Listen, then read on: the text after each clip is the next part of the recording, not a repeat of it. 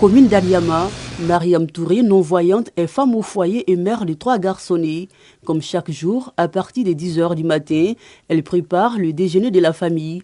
Au menu ce jour, la loco, la banane plantain frite. Malgré son handicap, Mariam manie bien le couteau. Il a découvert le loco. Il ne s'est pas blessé. C'est moi qui ai enlevé pot de oignon pour mettre dans ma mythe. C'est moi qui ai allumé gaz. C'est moi-même qui ai lavé piment, oignon, tout ça là. C'est à l'âge de 3 ans que Mariam a perdu la vue, ce qui n'a pas freiné son épanouissement socio-culturel. Brave et déterminée, elle vend friandises et glaces dans son quartier afin de participer aux charges de la maison. Le plus impressionnant est qu'elle refuse même de se faire aider pour servir ses clients.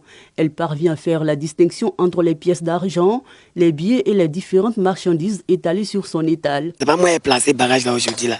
Donc c'est pour cela que j'ai cherché crack là. Sinon quand il place, et puis on vient me dire, viens ça là, il prend en même temps pour donner. 100 francs est plus gros que 200. 100 francs est gros que 50, 200 aussi est gros que 50 aussi.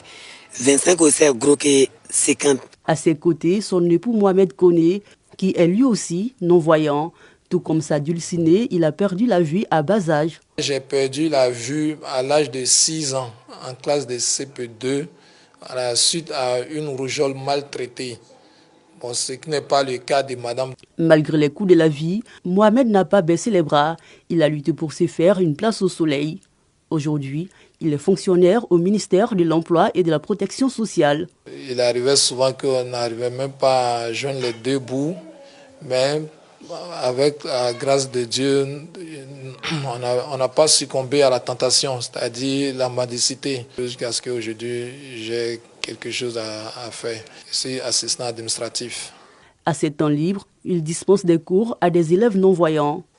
Jean Tout, qui ne s'expliquait pas la disparition mystérieuse de Marie, fait des recherches depuis plusieurs jours. Donc c'est une œuvre dans laquelle il y a 2 personnages qui sont Jean Tout et le berlicoquet. Ce sont 2 vagabonds qui s'adonnaient à des pratiques néfastes dans le village. C'est une lecture méthodique. J'ai préparé ça pour les élèves.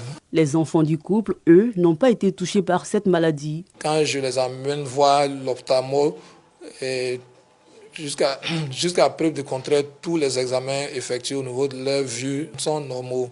Mariam et Mohamed sont des modèles de persévérance et de détermination qui prouvent que le handicap n'est pas une fatalité. Il faut juste être armé de courage pour briser les barrières de la réussite.